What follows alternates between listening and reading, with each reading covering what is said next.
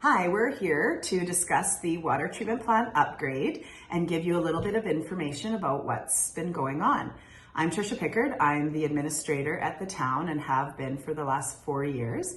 And with me, I have our foreman, Dwight Jorgensen. He's also been the foreman for approximately 4 years, and we've both been here for each 14 years. So we wanted to just kind of have a casual sit down and as if somebody's coming in our office and answer questions that we've heard along the way and answer those and provide some information. So Dwight, I guess the first question is, what's the issue with our water?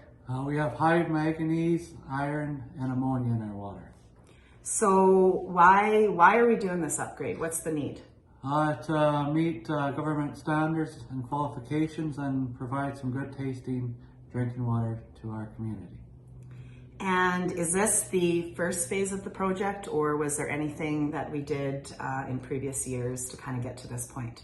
This is our third step there. We first had to do a lagoon extension, and then we did drilled another water well for a source, and so the treatment plant's our third step. Good. And so where is this project taking place? Like, are we getting rid of the water treatment plant? Are we going to a different location? What's happening? No, we're going to stay in the same location, and we're going to add on to our existing building and go out westward. Okay, so just using our existing and then adding on. Yep. So good. I heard a lot of the rec center parking lot was going to be utilized for this project. Is that true, or what exactly is happening with that? No, there will be a little bit used, probably about 16 feet west of the existing fence around there. With the treatment plant we are going with, that's all the parking lot that'll be used up. So I think in the past, maybe some other plans, it was going to extend a little bit more with the biofiltration. Yes. And that would have been a bigger building, but now we're just going with reverse osmosis, so we don't need that much. Right. Good. And how is the project being funded? We got a big grant. The government's going to be funding 66.6% of it. It's actually 73.33. Okay. That's good. And then, better than what he even thought, right? So. And I guess the rest comes from the community, but we've already increased utilities and that over the last year or two to help make the ease. Yeah, kind of just help with the cost. And so when we first kind of started this project, we really worked hard at applying to ISIP, so it's federally and provincially funded.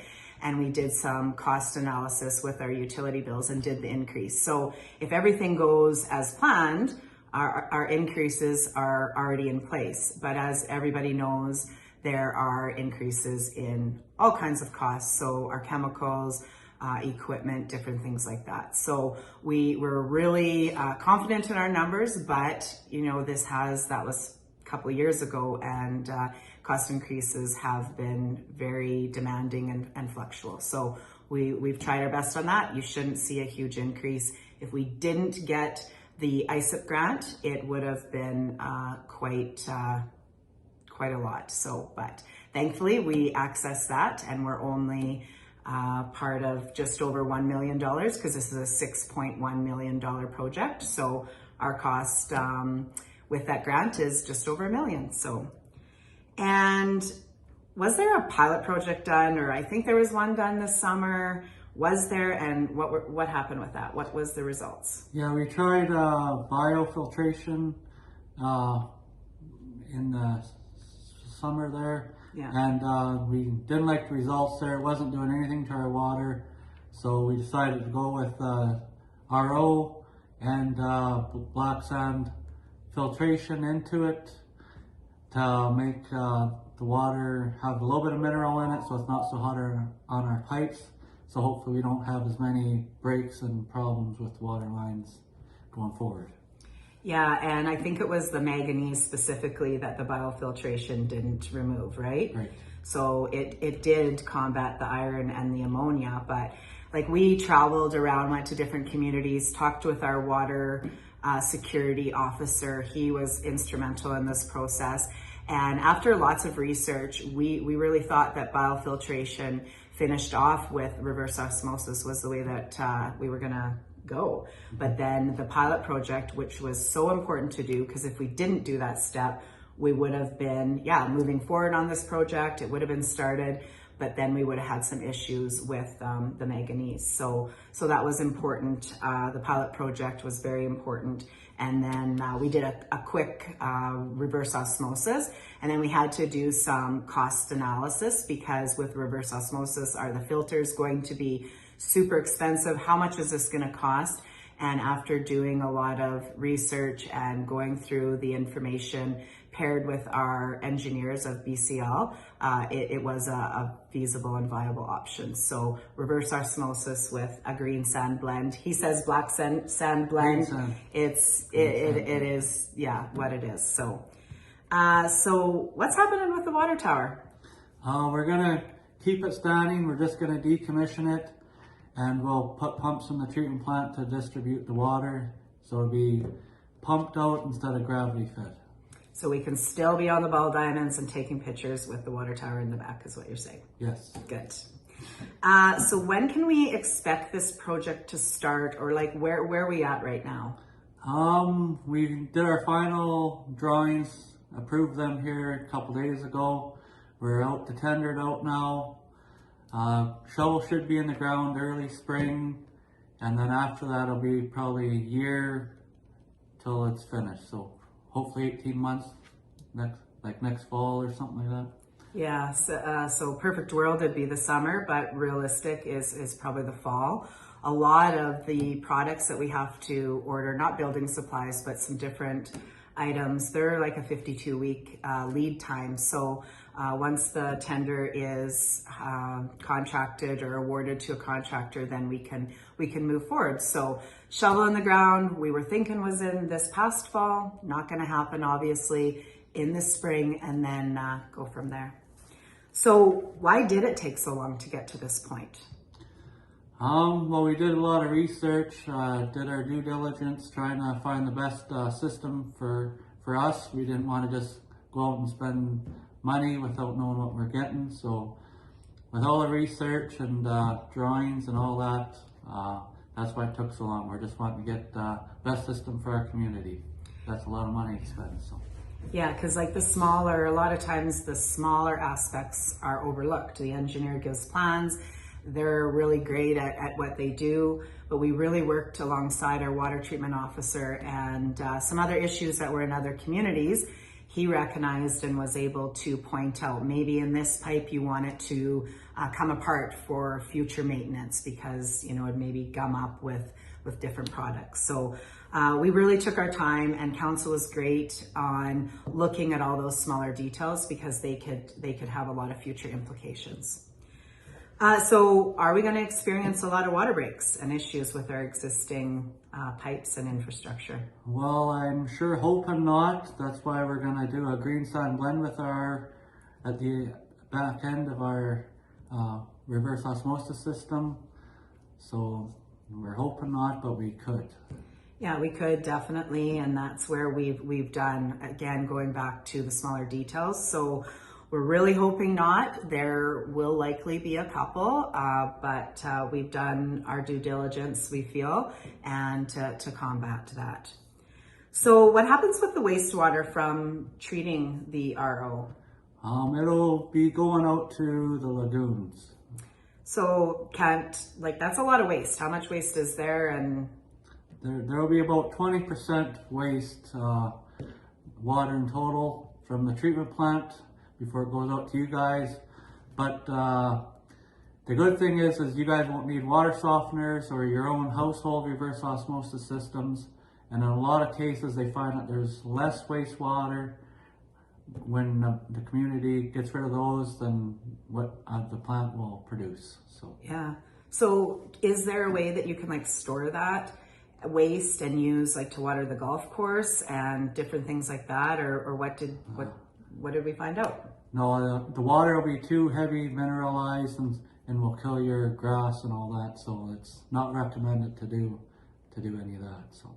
So you kind of mentioned the lagoon. So the lagoon will be able to withstand this extra wastewater, and we're good in that dynamic? Yeah, like I said earlier, we added 2 more cells, which doubled our holding capacity out the lagoon, so we'll have a lot of holding space for wastewater. Okay, and you mentioned the second phase, I guess, was a well project. Yep. So we've got 1 operational well. Is that normal for a community of our size, or what's your thoughts there? It's always good to have 2, but we are in the process of getting our second one drilled, so. Yeah, we're looking at a grant, I guess, and hopefully we can get that. So that might be, it could be a quick couple year project, or it could be more 5 to 8 years. It depends on granting funds, but we are, we've already applied for 1, and we're applying for a second grant for the second well. And so are we going to be without water at all during this process? No, we won't. We're gonna get the new stuff up and running and operational before we decommission the old ones, so we won't be without water. That's good. Awesome. So my dishwasher just quit, or we've had people come in, or they say their taps are just not in great shape. What should we recommend to them? I'm gonna say that's up to you whether you want to replace them or not. Yeah, kind of like their needs, and maybe if they can hold out as long as they can, might be viable. But honestly, we're not really sure what the next year will bring and how much it will affect brand new taps. So if you can hold off in replacing them, maybe the best. But if you need to, then you're just gonna have to combat that and to make that decision. And so what are the black little flakes in people's water, and should they be concerned about that? That's just the manganese coming off the pipes there. There's nothing to be concerned about unless it's real big, like you get water's black, then contact us and we can maybe do some additional flushing, but it's not going to hurt you or nothing like that. So why is that happening? Like, why has that started to happen now when we haven't done our upgrade? Because we quit using Clearhead 4 that settles the manganese down in the pipes. We quit using that to clean up the pipes there a bit, and that's just coming off the lines now, and may as well get that problem over with now rather than when we get the new system online. Yeah, because there'd be 30 years or more of buildup in our pipes. So if it's kind of coming off now in small parts, that's better than just in a year from now falling off in huge chunks. So and so why does my water smell like chlorine? It's an increased smell lately, and I'm kind of concerned about that. Or maybe not me personally, but some people have been coming into our office with concerns about that. So it's because of our water is better quality. That's how most water smells. It has a little bit of a chlorine smell in it. Our water's been the best it's been in years, so it's just a different smell we gotta get used to, but that is a normal smell in the water. And have we called our water security officer and touched base with him about this? Yes, we have on many occasions, and he says the same thing. That's nothing to worry about. That's just normal smell in water. So. Okay. And are there going to be any just like add-ons or additional, or is it just a water treatment plant, or have we considered other aspects? Yeah, we are getting a generator in the treatment plant, which we never had before in case power goes out for a long time. We're adding a truck fill to the treatment plant for our community or other people to pay for potable water. And then we're also gonna put a generator up at the rink for emergency services there. If the power is out for a long period of time there, we can go to the rink for a safe place. Yeah, because we don't currently have that, and I think that, well, we know that was one of council's goals, was to have a community hub. So I guess the final question is, what's the overall timeline to this project? I know we kind of already said that, but just to finalize our thoughts and let everybody know, when can they have water to their taps? We are definitely hoping by early fall is when the game plan is early fall of 2027. We wish it was 2026, but that's not in our timeline. And like always, projects, we have the best laid plans, but sometimes things go sideways. We'd just like to thank everybody for all their patience and questions and concerns. We're always here to have a chat and answer the questions as best as we can. So if we've missed something in this, please reach out and we can hopefully answer that. So thank you very much. Have a good day.